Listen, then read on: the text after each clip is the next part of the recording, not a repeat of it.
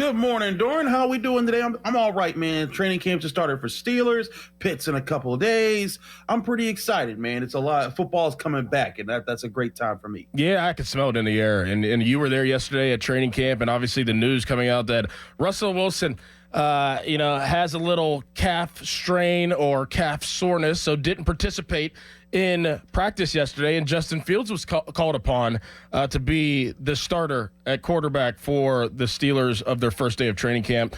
What are your initial thoughts? What did you see, and how did Justin Fields look yesterday? I thought Justin Fields showed a lot of what we've known of him in that when he is on, he makes some really impressive plays. He had a couple just laser throws that were just very impressive. Some to Pat Freiermuth. He had a deep one to Van Jefferson. There were some really good throws, but there were also some points where he just flat out missed guys. But I think that's part of what the Steelers are trying to kind of recoup with Justin Fields.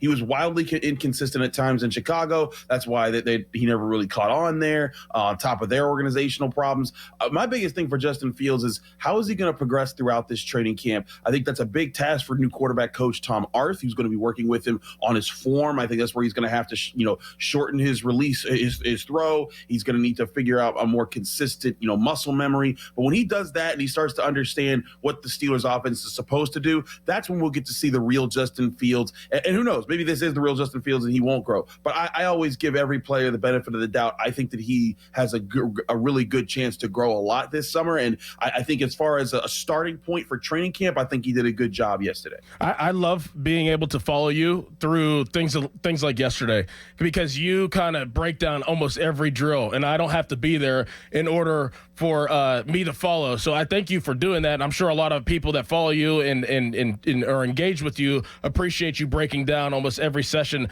of training camp. And what I did see from you yesterday is one guy's name pop up a lot. Now, I know that there's a video out there of Justin Fields throwing the deep ball to Van Jefferson, but Dante Jackson fell down on that play. But I also saw Dante Jackson be a part of a lot of pass breakups, be a part of a lot of situations yesterday. How did he look in the first day of training camp, knowing that he's probably going to be the starting quarterback on the opposite side of Joey Porter Jr.?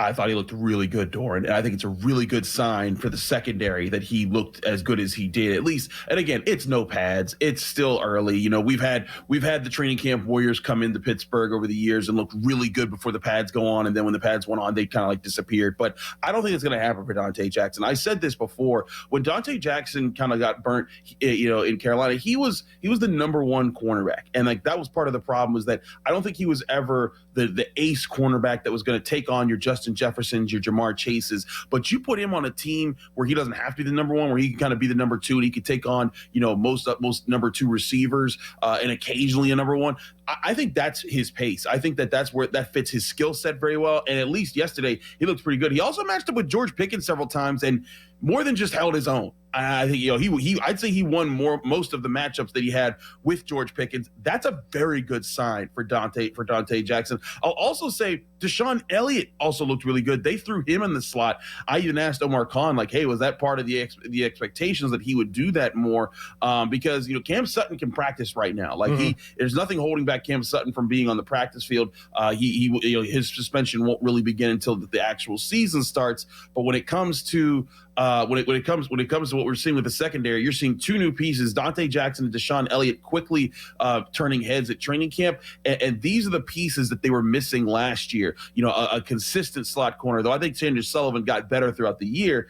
Deshaun Elliott's a different kind of player when he could do that and also play strong safety. And Dante Jackson, Patrick Peterson's a legend. He's going to be a Hall of Famer. But when he came to the Steelers, he was older, not as fast. Dante Jackson don't got speed problems. And I think that's what's really impressive about him is he sticks in your hip pocket. He's not just fast, he's technically sound, and that's a very good thing to have across from Joey Porter, who when I asked about him, he talked about like, hey, I've always liked that guy. He likes to chirp at players. I love to chirp at players, and he thinks that they're a great pair together. Fan Twitter brought to you by South Hills Kia in Peters Township. Visit them at southhillskia.net. Follow me at Scoring Doran, and also follow Chris Carter at Carter Critiques. As I said, he breaks down training camp, so if you can't make it up to Latrobe, definitely follow Chris at Carter Critiques because he breaks everything down so you don't really have to be there and you can follow what's going on.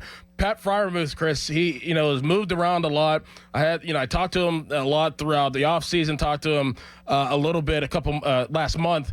and he loves Arthur Smith. And I told him, and he texted me as soon as Arthur Smith was hired, because he knew that Arthur Smith was my tight end coach and knows that I have a relationship with him, and he's very tight end centric. Arthur Smith is. But yesterday, from following you and following everybody else, Pat Freiermuth was moved around a lot. He was targeted a lot. Is Pat Freiermuth the number 2 receiver on this team heading into the season? I mean, heck, he might end up being the number 1 receiver, if they keep throwing it to him, Doran. I even asked him after practice, I was like, was this refreshing? Because, we heard from Pat Freiermuth during OTAs and minicamp being like, hey, he's saying like, hey, yeah, I've been told that, the tight end's going to be given a big emphasis in this offense, but to see it, in practice to be part of it, I was like, was that refreshing? He was like, oh yes. Like he kind of gave like a sense of release. Like, yeah, I'm very happy with how this first practice went. And I think that's the big thing, because Doran, you've seen the potential with Pat Freiermuth. His rookie year, he had 7 touchdowns because Ben Roethlisberger kept feeding him in the red zone, but he hasn't had the chance really to pop off for big yards. And I think he can absolutely do that. Like, you go back and you look at what he did against the Bengals in the first game they played them last season. He had 120 yards, and they were just getting started. That was the first game they had without Matt Canada. And then the second game they played the Bengals, they used him as a decoy, and the Bengals kept double covering him and leaving open other guys. So I think Pat Freiermuth could be a very really good weapon, a serious threat to all defenses, and he could provide some serious matchup nightmares that could open up more opportunities for George Pickens, and as well as make it easier on the likes of Calvin Austin, Van Jefferson, Roman Wilson to get more one-on-one matchups against second, third, and fourth defensive backs on teams' defenses. What were some of the offensive line configurations? I mean, Broderick Jones played some right tackle from what I saw. Then he moved to some left. Dan Moore Jr. was in the mix. And how did the rookies look? How did Fautano look on his first day? How did Zach Frazier snap the ball on his first day? Well, I'll say Broderick Jones started at right tackle. They had basically the same line from last year with Nate Herbig as the center for the first team. Broderick Jones was on the right. I thought he was fine. And then when the second team came in, then he moved to the left. And then they also started jumbling up teams so that it wasn't all one team, all first or all second team. But I think they were just trying to get as many reps as possible for different guys. I thought Broderick Jones did fine. I thought Troy Fautano did fine. Zach Frazier did have a low snap that kind of killed a play once, but other than that, I thought he was okay as well. It's also just a lot tougher. You know this, Doran. It's tough to judge linemen when the pads aren't on. They're just kind of trying to look comfortable. And at least from what I saw, I thought the linemen were fine for like where they were. I didn't see too many guys looking like they were so out of place. There were a couple of overload blitzes that got through on stuff, but that stuff's going to happen on the first day of camp. I'm going to be intrigued. Next Tuesday is when, this upcoming Tuesday is when you're going to see the pads go on. That's when I want to see how has Broderick Jones grown. When he goes up against TJ Watt on the edge, how does he look when he does that against Watt, against Highsmith, against Herbig? If he looks smooth there and his feet look better and he's getting his hand placement right so that the edge rushers aren't getting into his frame and he's not letting them get clean off the edge, that's going to go a long way. And then I do think what you're going to see is Broderick Jones get moved to left tackle if he shows progress there. So that's what you're kind of looking for over the next few days, is just how does he not get hurt? Does he look fun? Does he look comfortable? So that when the pads go on, what does he look like then? That's going to be the big talking point there. So yeah, Broderick Jones is fine. I thought Dan Moore Jr. was also solid. This is the other thing. I think that a lot of Steelers fans just assume he's going to be moved out the picture. Dan Moore Jr. is a 3-year starter, and so he's entering his 4th year. That's not just something that Troy Fautano could just leap over without showing some actual work. And I think that's where it's gonna take some job. But this is also why they got Troy Fautano, because he's not like Broderick Jones where he's coming into the league at like almost 20 years old, and he's a guy that's going to be quicker to adapt. I think that Fautano will end up being a starter sooner rather than later, but Dan Moore Jr. is going to hold on to it, and he had a good first day of camp. Is there anybody else that caught your eye? Anybody else that, isn't a huge name on the Steelers that maybe caught your eye yesterday? It's like, oh man, that guy might have an opportunity to make this roster. Beanie Bishop, the cornerback out of West Virginia, did a really good job filling in. He was the next slot option behind Deshaun Elliott, and honestly, I thought he fit in very well. I thought he's someone that could have a Mike Hilton type of run for the Steelers, because he has to figure out his way on special teams, and with the new special teams rules, who knows what's going to be asked of people there. But I thought he looked good there. I thought Peyton Wilson, the rookie linebacker out of NC State, I thought he moved when Really? you saw him. I mean, you just see how he moves in space, Doran, his size. And this is what I loved about him at NC State. I covered him in the ACC. You know, I cover Pitt.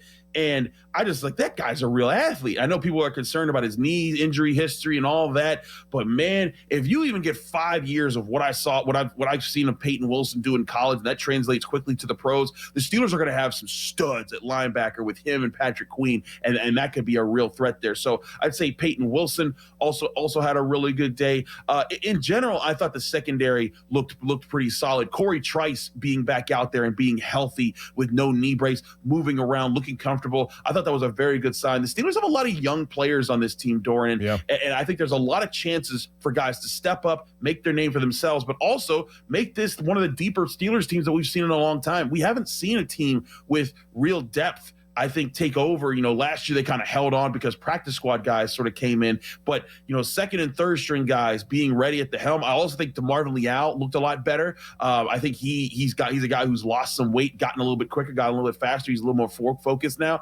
And now because remember, the Steelers drafted him very young. He was like 20, he was also like 20 years old coming out of college. Now he's 22, 23 years old. He's got, I think he knows a lot better what's expected of him. And I think him and Keanu Benton are going to be a real nasty 1-2 punch if they continue to progress in the right way. Pitt football opens training camp on Wednesday.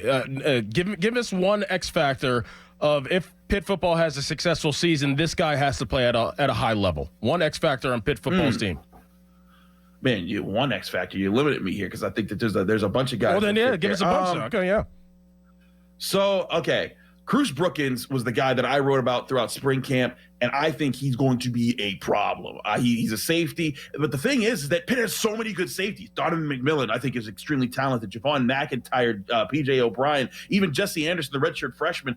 They have two redshirt freshmen in Brookins and Anderson that can be in the slot, be a strong safety, be a free safety. I love the way that they look. I think Cruz Brookins is going to be the next superstar there. But again, McMillan, I think, is a guy that's going to go to the NFL and look really solid. Javon McIntyre, I think, he didn't have any interceptions last year, but I think he's a guy who can be beyond that. PJ O'Brien, experienced, knows the system. He's gonna carry the culture. I think the safety room as a whole is going to be really impressive. I also think the linebackers are going to be impressive. Brandon George is the leading voice there, but look out for guys like Braylon Lovelace, Jordan Bass, Kyle Lewis, Rasheem Biles. All these guys are sophomores. These are all, I think Kyle Lewis is a redshirt sophomore, but all these guys are sophomores, and they have so much youth and speed. And by the way, there's this guy Cam Lindsey from Aliquippa that's a true freshman. He's going to be in the mix. I think the true like talent a pool for Pitt's defense this year is going to be its off-ball moving defenders that can move around the middle part of the field between safety and linebacker.